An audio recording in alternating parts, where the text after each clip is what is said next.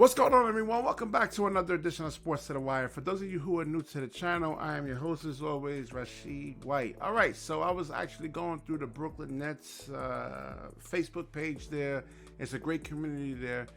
Really passionate Brooklyn Nets fans, and they're wondering what's going on with Cam Thomas and why he's not getting playing times and why he's getting DNPs. And there's a whole bunch of different reasons for that.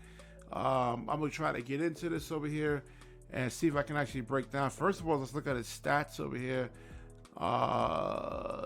Let's see the 33-point shooting percentage, 31%. In terms of his career, that's bad for a two guard. Two guards should actually be able to make threes.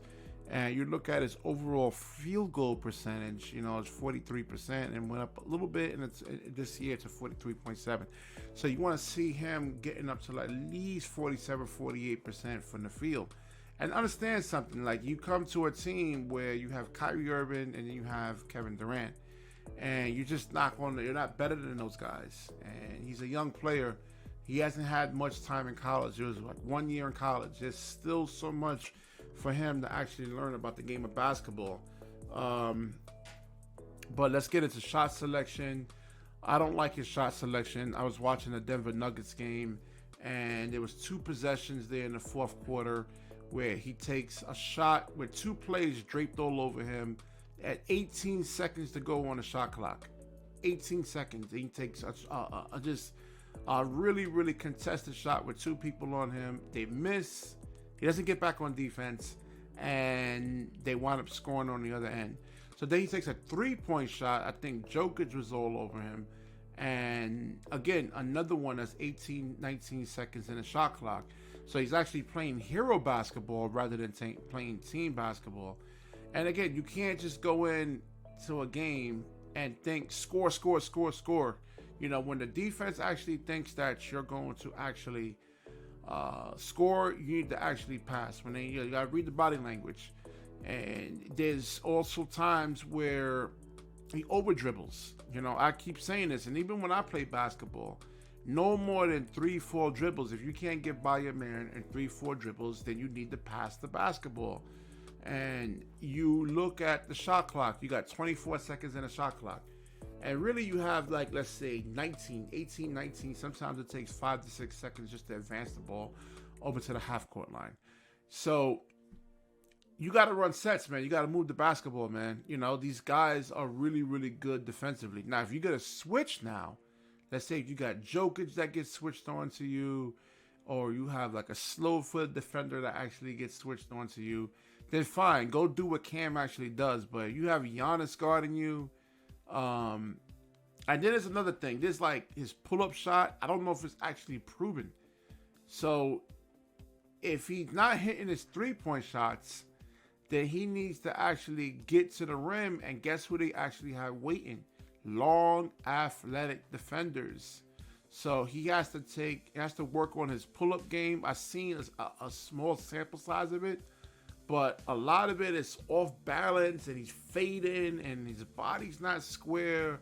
You look at Kyrie and Kevin Durant's pull-up shot. That's the model right there. If you actually want to really be good, so it opens up the driving lanes for you.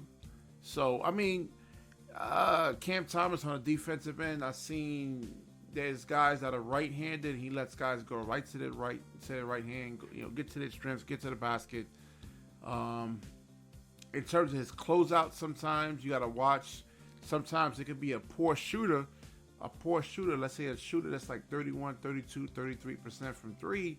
You don't want to do an aggressive closeout. You don't want to close out so hard on that actual shooter. Let him make a couple. They low 30%. Now, you got a guy at 39, 40, 41, 42%. Yeah. Don't close out aggressively. Close out aggressively on him. And then make him put the ball on the floor. So basketball is actually played from the neck up for the most part. I don't know it's skill, but you actually got to think this game through. Cam Thomas is another thing in terms of his dribbling. He'll dribble, and it's he'll wait for guys to actually get their defense set on him, and then he starts dribbling 5 or 6 times. And when he can't get by his guy, because a lot of times he doesn't have He does have a quick for you. He does. I mean, he just doesn't blow by guys like that. You look at Pascal Siakam, how he can actually get to the rim, 3-4 dribbles from the top of the key. He's at the rim. Same thing with Giannis. So I don't see that explosive ability from Cam Thomas. You know, it takes a lot of dribbles, a lot of footwork, and then when he can't get by a guy, he'll give it to like Mikal Bridges, Spencer Dinwiddie with like 9 seconds, 10 seconds on the shot clock, and now these guys actually have to, you know, sometimes hoist up a bad shot. You know, so like if Cam Thomas was actually going to Phoenix, he's not playing over Devin Booker. He goes to OKC, he's not playing over what's his name? Shai Gilgeous-Alexander. Goes to Minnesota, he's not playing over Ant-Man. So it's just a lot of times the circumstances, situations. But Cam Thomas, he actually has to work on his game. There's a lot of facets to his game that I actually want to see. I want to see more off-ball movement, more movement without the basketball, him taking pull-up shots, mid-range shots. I mean, there's a lot of things he actually has to work on, man. So he's going to be a multi-year project. I mean, you could trade him, and yeah, he'll get more opportunities, but I mean, it's going to be a lot of losses. You know, you put him on Houston right now, it won't even make a dent. It won't even make a dent. You know, it would. Maybe by 3 or 4 games. But I'll wrap this video up. If you like the video, like, comment, subscribe, certainly share this video. When you share, the universe certainly shares back with you. Peace.